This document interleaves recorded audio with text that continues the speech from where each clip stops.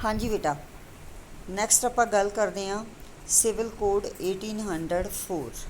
ठीक है, जिवें कि तुसीं पिछली वीडियो ਦੇ ਵਿੱਚ ਆਪਾਂ डिस्कस कर चुके हैं कि किस तरह ਜਿਹੜਾ ਹੈਗਾ ਨੈਪੋਲੀਅਨ फ्रांस ਦੇ ਵਿੱਚ ਆਇਆ ਤੇ किस तरह ਉਸਨੇ ਲੋਕਾਂ ਨੂੰ मतलब इस तरह ਦੇ ਰਿਫਾਰਮਸ ਦਿੱਤੇ कि लोग ਜਿਹੜੇ ਉਹਨਾਂ ਨੂੰ ਲੱਗੇ कि ਹੁਣ ਜਿਹੜਾ सिस्टम है वो ਡੈਮੋਕ੍ਰੈਟਿਕ सिस्टम ਹੋਣ ਵਾਲਾ है। ठीक है, लोग उसनूं मसीहा समझण लग पे। ਕਿਹੜੇ रिफॉर्म्स उसने कीते है, नैक्सट आप गल करते हैं। Feudal system was abolished. बच्चे नो फ्यूडल सिस्टम की है। फ्यूडल सिस्टम के विच हुंदा कि राजा जो अपनी उसके कोल प्रॉपर्टी है, जो ज़मीन है, वो लॉर्ड नूं दे दिंदा है। ठीक है, ताकि जिहड़ा लॉर्ड है वो सारी ज़मीन की देख रेख करे तो कुछ जिहड़ा हैगा उसके बदले विच ये जिहड़े लॉर्ड हुंदे सी इन्हां कोले अपनी आर्मी हुंदी सी। ठीक है, तो जदों राजा नूं जरूरत हुंदी सी, राजा ने किसी नाल मतलब लड़ाई करनी हुंदी सी तो वो लॉर्ड तो वो आर्मी लै लैंदा सी। ठीक है, युद्ध दे विच उसदी हैल्प करदे सी।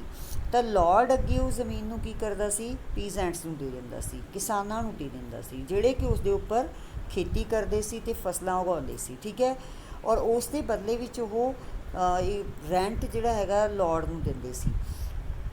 लेकिन प्रॉब्लम ये सी कि जिहड़ा रेंट है वो बहुत ज़्यादा हुंदा सी। ठीक है, तो इस दे नाल जिहड़े किसान है उन्हां दी हालत बहुत ज़्यादा तरसयोग बन जाती सी। तो इस करके जिहड़ा हैगा ये सिस्टम नैपोलीअन ने अबॉलिश कर दिता सी। ठीक है, सैफडम्स एंड मनोरियल ड्यूज वर अबॉलिश्ड। अगे जिहड़े राजा हुंदे सी वो बहुत सारे लोगों को अपने दास बना लेंदे सी, गुलाम बना लेंदे सी। ठीक है, तो इसके कई सारे रीजन होंदे सी। वो लोग फिर सारी जिंदगी राजा की सेवा करते सी, जो भी राजा कहता सी उही काम वो करते सी। राजा फोर्सफुली उन्होंने तो ये सारे काम करवाउंदा सी। ठीक है, कोई खेतीबाड़ी का या कोई भी, तो वो सारा मतलब उन्होंने लोगों की जी लाइफ है वो सारी की सारी गुलामी विच ही लंघ जाती सी। ठीक है, तो उन्होंने वड्डे जिहड़े रेंट वगैरह देने पैंदे सी, इन्ना काम करना पैंदा सी। मनोरियल ड्यूज वर एबॉलिश्ड। जिहड़े ड्यूज हुंदे सी मतलब जिहड़े पीजेंट्स वगैरह उन्होंने रेंट दिंदे सी, बहुत ज़्यादा रेंट दिंदे सी, जिहड़ा कि उन्ना वो दे भी नहीं सी सकदे।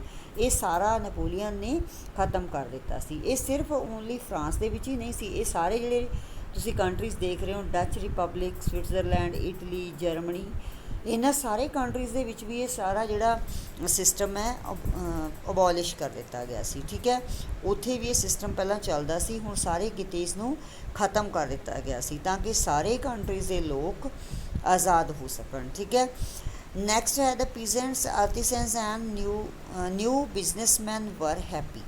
बच्चे ये जिहड़े लोग है, जो पीजेंट्स के लिए सारे मतलब ड्यूज़ वगैरह या रेंट ख़त्म कर दिता गया और दूसरा सैफडम ख़त्म कर दिता गया, तो सारे पीजेंट्स भी बड़े खुश हो गए सी। आर्टिसेंस और जिहड़े छोटे मोटे बिजनेसमैन सी वो भी खुश हो गए सी। क्यों? क्योंकि जिहड़े टैक्सिस इन्हां तो लई जांदे सी, राजा इन्हां तो बहुत ज़्यादा टैक्स लैंदा सी। ठीक है, तो वो सारे टैक्स नैपोलीअन ने ख़त्म कर दिते सी। सैफडम फ्यूडल सिस्टम सारा कुछ ख़त्म कर दिता सी। तो ये सारे लोग जिहड़े नैपोलीअन तो बहुत ज़्यादा खुश सी। उन्होंने लगता सी कि नैपोलीअन उन्होंने लिए एक तरह का मसीहा बन के आया, जिस दे कारण उन्होंने लाइफ हुण अच्छी बन जाएगी, सुधर जाएगी। ठीक है, उन्होंने लाइफ की विच भी मतलब हैप्पीनैस आ जाएगी। ठीक है, तो ये सारे लोग नैपोलीअन दे फैन बन के रह गए सी। ठीक है, क्योंकि जिहड़े रिफॉर्म्स वो कर रहा सी वो सारे लोगों को पसंद आ रहे सी। लेकिन ये बहुत टाइम तक सिस्टम चलने वाला नहीं सी। क्यों? क्योंकि सिचुएशन जिहड़ी है हौली हौली चेंज हो रही सी। असल दे विच नैपोलीअन यू नो बेटा एक डिक्टेटरशिप सी। However some of the countries under the Napoleon rule were not happy. चाहे लोग बहुत खुश सी, लेकिन बहुत सारे कंट्रीज़ जिहड़े वो खुश नहीं सी। Like a Switzerland, Holland, cities like Brussels, Mainz, Milan, Warsaw, ये सारे जिहड़े कंट्रीज़ है राजे ये बिल्कुल भी खुश नहीं सी। क्यों? क्योंकि असल दे विच जिहड़े रिफॉर्म्स नैपोलीअन दिखा रहा सी वो जस्ट एक दिखावा सी। सिचुएशन चेंज हो गई सी, सुधार की बजाय जिहड़ी हैगी आ होर भी ज़्यादा लोगों की कंडीशन क्रिटिकल बनती जा रही सी।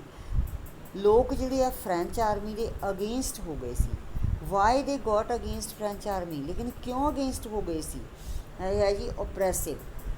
ਹੁਣ ਜਿਹੜੀ ਇਹ ਫ੍ਰੈਂਚ ਆਰਮੀ ਹੈ ਬੇਟੇ ਲੋਕਾਂ ਲਈ ਓਪਰੈਸਿਵ ਹੋ ਗਈ ਸੀ, ਲੋਕਾਂ ਨੂੰ ਤੰਗ ਪਰੇਸ਼ਾਨ ਕਰ ਰਹੀ ਸੀ। ਜਿਹੜੇ ਟੈਕਸ ਨੇ ਉਹ ਅਸਲ ਦੇ ਵਿੱਚ ਜਿਹੜਾ ਲੱਗਦਾ ਸੀ ਕਿ ਅਬੋਲਿਸ਼ ਕਰ ਦਿੱਤੇ ਗਏ ਆ, ਲੇਕਿਨ ਅਸਲ ਦੇ ਵਿੱਚ ਜਿਹੜੇ ਟੈਕਸ ਸੀ ਉਹ ਹੋਰ ਵੀ ਜ਼ਿਆਦਾ ਵੱਧ ਗਏ ਸੀ। ਸੈਂਸਰਸ਼ਿਪ ਜਿਹੜੀ ਆ ਹੋਰ ਵੀ ਹਾਰਡ ਹੋ ਗਈ ਸੀ। ਜਿਹੜੀ ਲੋਕਾਂ ਨੂੰ ਲੱਗਦਾ ਸੀ ਕਿ ਪਹਿਲਾਂ ਰਾਜਾ ਦੇ ਹੱਥਾਂ ਵਿੱਚ ਸਾਰੀ ਸੈਂਸਰਸ਼ਿਪ ਦੀ ਪਾਵਰ ਸੀ, ਲੇਕਿਨ ਵੀ ਹੁਣ ਸ਼ਾਇਦ ਉਹਨਾਂ ਨੂੰ ਇਸ ਚੀਜ਼ ਦੀ ਜ਼ਰੂਰਤ ਨਹੀਂ ਹੈ। ਹਰ ਇਨਸਾਨ ਆਪਣਾ ਖੁਦ ਮਾਲਕ ਹੈ, ਲੇਕਿਨ ਐਸਾ ਕੁਝ ਵੀ ਨਹੀਂ ਸੀ। ਠੀਕ ਹੈ, ਇਹ ਸਿਰਫ ਦਿਖਾਵਾ ਹੀ ਸੀ, ਜਦੋਂ ਕਿ ਸਿਚੁਏਸ਼ਨ ਉਸਦੇ ਉਲਟ ਹੋ ਗਈ ਸੀ। ਫੋਰਸਡ ਐਨਲਿਸਟਮੈਂਟ ਇਨਟੂ ਫ੍ਰੈਂਚ ਆਰਮੀ, ਲੋਕਾਂ ਨੂੰ ਫੋਰਸਫੁਲੀ ਫ੍ਰੈਂਚ ਆਰਮੀ ਦੇ ਵਿੱਚ ਭਰਤੀ ਕੀਤਾ ਜਾ ਰਿਹਾ ਸੀ। ਨੈਪੋਲੀਅਨ ਚਾਹੁੰਦਾ ਸੀ ਕਿ ਉਸ ਦੀ ਆਰਮੀ ਜਿਹੜੀ ਹੈ ਉਹ ਬਹੁਤ ਵੱਡੀ ਆਰਮੀ ਹੋਵੇ। ਕਿਉਂ ਚਾਹੁੰਦਾ ਸੀ ਉਹ? ਕਿਉਂਕਿ ਨੈਪੋਲੀਅਨ ਰਾਜੇ ਸਾਰੇ ਯੂਰਪ ਦੇ ਉੱਪਰ ਆਪਣਾ ਰਾਜ ਕਾਇਮ ਕਰਨਾ ਚਾਹੁੰਦਾ ਸੀ। ਉਹ ਚਾਹੁੰਦਾ ਸੀ ਕਿ ਵੱਧ ਤੋਂ ਵੱਧ ਕੰਟਰੀਜ਼ ਨੂੰ ਜਿੱਤ ਸਕੇ, ਉਹਨਾਂ ਨੂੰ ਆਪਣੇ ਅੰਡਰ ਕੰਟਰੋਲ ਕਰ ਸਕੇ। ਇਸ ਕਰਕੇ ਲੋਕਾਂ ਨੂੰ ਉਸਨੇ ਫੋਰਸਫੁਲੀ, ਠੀਕ ਹੈ, ਜ਼ਬਰਦਸਤੀ ਆਰਮੀ ਦੇ ਵਿੱਚ ਭਰਤੀ ਕਰਨਾ ਸ਼ੁਰੂ ਕਰ ਦਿੱਤਾ। ਇਸ ਚੀਜ਼ ਤੋਂ ਵੀ ਲੋਕ ਜਿਹੜੇ ਬਹੁਤ ਜ਼ਿਆਦਾ ਪਰੇਸ਼ਾਨ ਹੋ ਗਏ ਸੀ। ਹੁਣ ਉਹਨਾਂ ਨੂੰ ਸਮਝ ਆ ਗਈ ਸੀ ਕਿ ਨੈਪੋਲੀਅਨ ਅਸਲ ਦੇ ਵਿੱਚ ਕੋਈ ਮਸੀਹਾ ਨਹੀਂ ਹੈ, ਬਲਕਿ ਇਹ ਵੀ ਇੱਕ ਤਰ੍ਹਾਂ ਦਾ ਡਿਕਟੇਟਰ ਹੈ, ਐਬਸੋਲਿਊਟਿਸਟ ਹੈ। ਠੀਕ ਹੈ, ਉਸਨੇ ਉਹਨਾਂ ਦੀ ਸਾਰੀ ਆਜ਼ਾਦੀ ਜਿਹੜੀ ਆ ਆਪਣੇ ਹੱਥਾਂ ਵਿੱਚ ਲੈ ਲਈ ਸੀ। ਠੀਕ ਹੈ, ਇੱਕ ਰਾਜੇ ਤੋਂ ਮਤਲਬ ਉਹਨਾਂ ਨੂੰ ਛੁਟਕਾਰਾ ਮਿਲਿਆ ਸੀ ਤਾਂ ਦੂਸਰਾ ਸੇਮ ਡਿਕਟੇਟਰ ਉਹਨਾਂ ਦੇ ਉੱਪਰ ਦੁਬਾਰਾ ਆ ਗਿਆ ਸੀ। ਠੀਕ ਹੈ, ਹੁਣ ਲੋਕ ਜਿਹੜੇ ਇਸ ਚੀਜ਼ ਨੂੰ ਜਾਣ ਗਏ ਸੀ, ਇਸ ਕਰਕੇ ਲੋਕ ਨੈਪੋਲੀਅਨ ਦੇ ਵਿਰੁੱਧ ਖੜੇ ਹੋ ਗਏ। ਠੀਕ ਹੈ, ਲੋਕਾਂ ਨੂੰ ਸਮਝ ਆਉਣ ਕਰਕੇ ਇਹਨਾਂ ਲੋਕਾਂ ਨੇ ਇਸ ਦੇ ਵਿਰੁੱਧ ਵਿਦਰੋਹ ਕਰਨੇ ਸ਼ੁਰੂ ਕਰ ਦਿੱਤੇ। ਲੋਕਾਂ ਨੂੰ ਪਤਾ ਲੱਗ ਚੁੱਕਿਆ ਸੀ ਕਿ ਹੁਣ ਉਹਨਾਂ ਦੀ ਲਾਈਫ ਜਿਹੜੀ ਆ ਉਹ ਸੇਫ ਨਹੀਂ ਹੈ। ਉਹਨਾਂ ਦੀ ਪੋਲੀਟੀਕਲ ਫਰੀਡਮ ਵੀ ਚਲੀ ਗਈ ਹੈ, ਇਕਨੋਮਿਕ ਫਰੀਡਮ ਵੀ ਚਲੀ ਗਈ ਹੈ। ਠੀਕ ਹੈ, ਲਾਈਫ ਵਗੈਰਾ ਦੇ ਜਿਹੜੇ ਰਾਈਟ ਉਹਨਾਂ ਨੂੰ ਮਿਲੇ ਸੀ, ਅਸਲ ਦੇ ਵਿੱਚ ਉਹਨਾਂ ਦੀ ਕੋਈ ਵੈਲਿਊ ਨਹੀਂ ਰਹਿ ਗਈ ਹੈ। ਠੀਕ ਹੈ, ਤਾਂ ਇਸ ਤਰ੍ਹਾਂ ਲੋਕ ਜਿਹੜੇ ਆ ਫ੍ਰੈਂਚ ਆਰਮੀ ਦੇ ਅਗੇਂਸਟ ਹੋ ਗਏ ਸੀ। ਬਾਕੀ ਆਪਾਂ ਨੈਕਸਟ ਵੀਡੀਓ 'ਚ ਕਰਦੇ ਹਾਂ ਬੇਟਾ।